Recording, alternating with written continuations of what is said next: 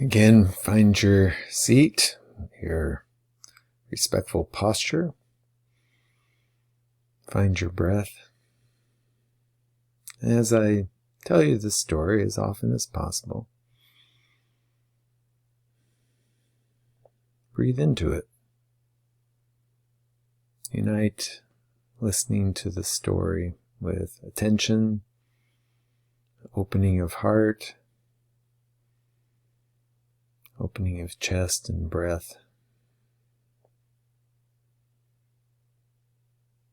Breathing in this being here, listening,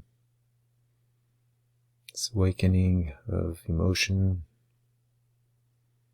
noticing of bodily response, sound, suspending for just a little bit of time any need for doing anything. No need to go anywhere.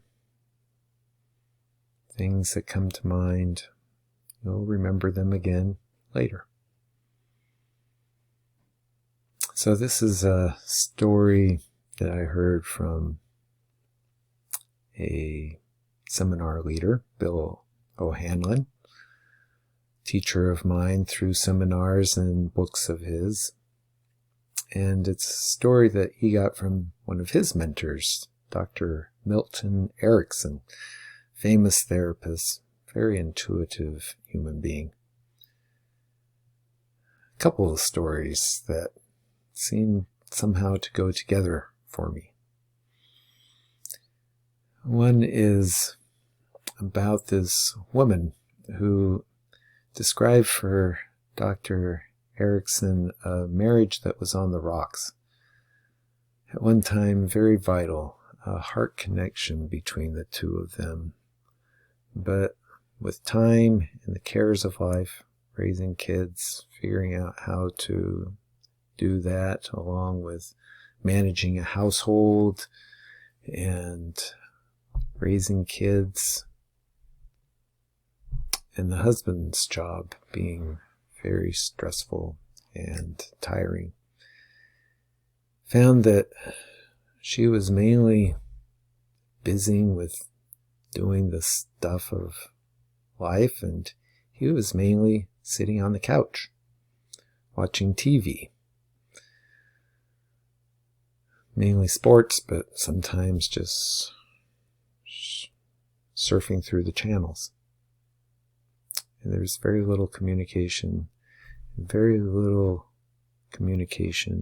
and heart sense of togetherness anymore. What am I to do, Dr. Erickson? I don't want to see this marriage ending, but frankly, we're just roommates at this point. And Dr. Erickson says to her, well, this is what you do. Next time he's on the couch and it's time to vacuum the floor, go ahead, vacuum it. Don't pause and get in his way so that he can't see the TV. Go ahead and just get it done. Don't worry about the noise. He'll adjust the volume. And when you're done, I want you to open up the vacuum bag and pour out some of the dust between him and the TV, between him and the refrigerator, between him and the restroom. And then just sit back. And then just sit back and see what happens. Really. I just paid you a bunch of money for you to give me advice on emptying the vacuum cleaner. What do you got to lose?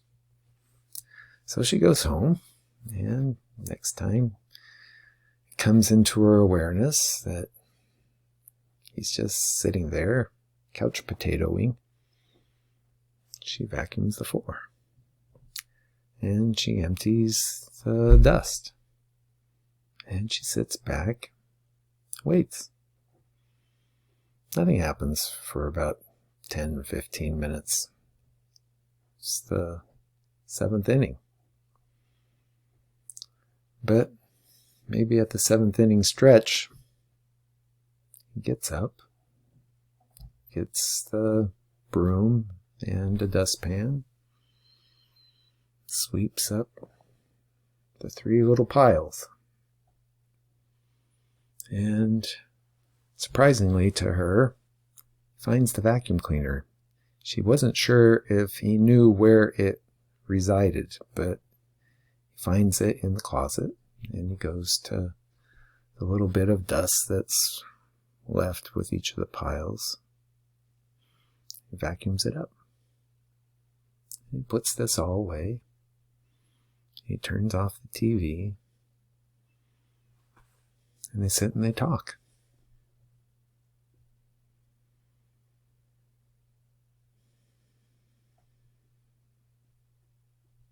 Dr. Erikson was gifted at hearing the spaces in between and knowing what to do with opening up possibilities.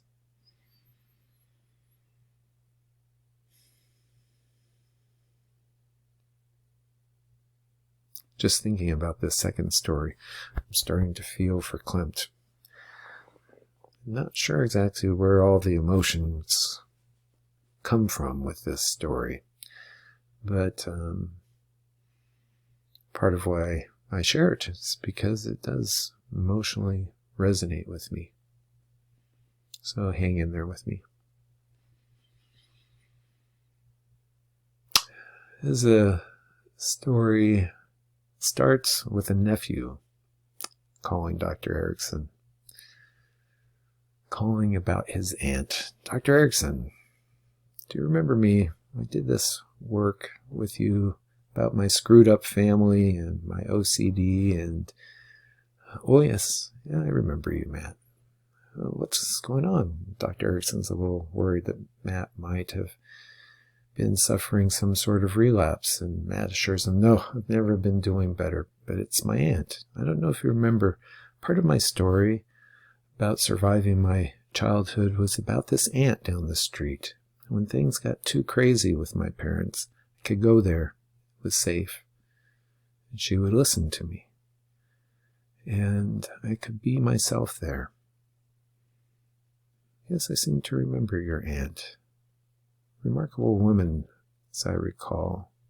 Southern Belle. Yeah, that's her. Well, she still lives in Omaha, where I was living at the time. I'm in Phoenix.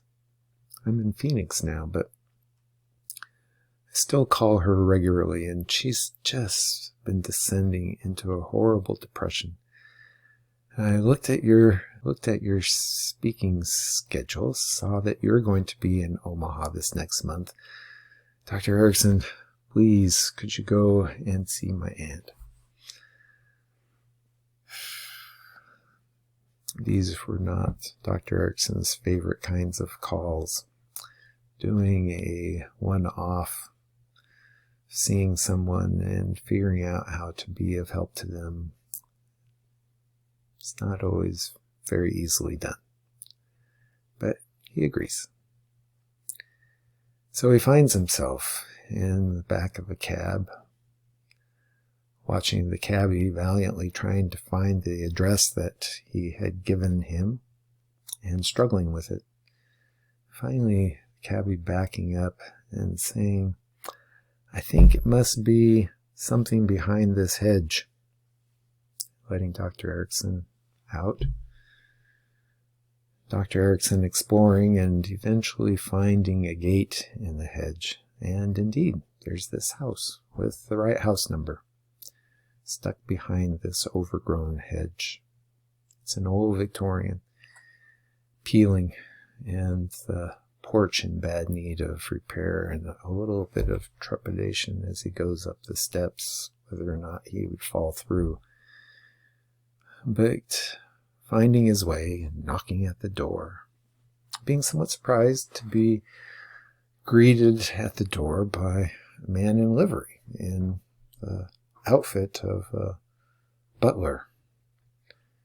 And the man somewhat resembling the house, just a little dusty. Lots of signs of age. Being shown into a sitting room, formal sitting room, and the butler saying that he would be back soon with his mistress, and wheeling him in because she's in a wheelchair. And hearing the story of this woman's life, how a couple of years prior she had come down with horrible back pain, sciatica, pain radiating from her back into both legs, and only being able to be on her feet for very short periods of time before the pain would totally overwhelm her. Very little ability to concentrate because of the pain.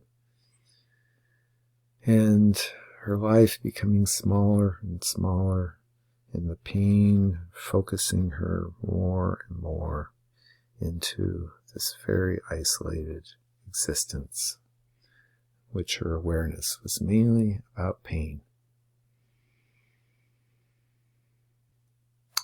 But there's a little bit more to her story. She made it to church on Sundays. She described how she would wait until the service had already begun and have her chauffeur, butler, wheel her into the back of the church, and then before the service was over, wheel her back out and take her back home again. And why are you going late and leaving early? Well, Dr. Erickson, I don't want to get in anyone's way. I have my wheelchair. It doesn't fit into the aisles. I have to be out in the aisleway. Ah, yes. Very considerate. Would you like to have a tour of my home? Of course, that would be very nice. And she showed him around and showed the living room with the piano covered in big white cloth to keep the dust off, and inactivity and dust being the common theme around the house. Both the woman and the butler having a hard time keeping up with all of the cares of their lives and the cares of the house. But off the kitchen, he noticed that the back porch had been closed in, made into a greenhouse. And this was one of her prides and joys. She shows him the little greenhouse, and it's filled with rows of African violet plants, most of them blooming, wonderful varieties. She admits, I have a bit of a green thumb for the African violet. I just love the plant. Very nice, very impressive. So they go back to the sitting room, and the aunt asks, Dr. Erickson, is there any hope for me? And he says, well, I don't know anything about hope, but what I can tell you is I'm surprised that you aren't being a better Christian woman. Oh, what do you mean? Well, you have these gifts with African violets. This is what I'd like you to do. Make sure that you get into the service on Sundays in time for the announcements, and hear about each of the births and the deaths and the illnesses. And I want you to go with your chauffeur to each of these people during the week and bring them an African violet to let someone know that they are cared for. At this point in the story, Dr. Erickson asks, and Bill, could you get that big scrapbook behind you there? Yeah, that's the one. Open it up. It'll probably open up to the page I'm thinking of. So Bill opens up the scrapbook, and there's this front page article from the Omaha Register, African violet lady dies, mourned by thousands. It tells the story of this woman who had become so dear to her community as each birth and death and illness was recognized with an African violet. A little bit thought, care.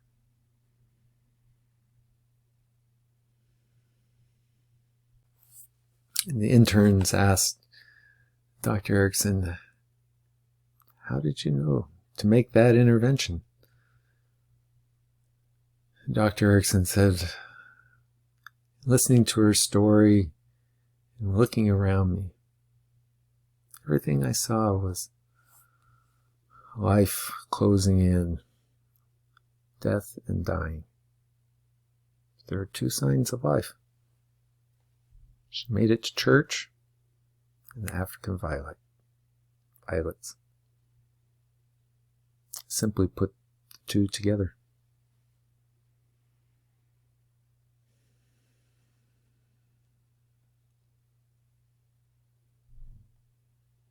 Breathe.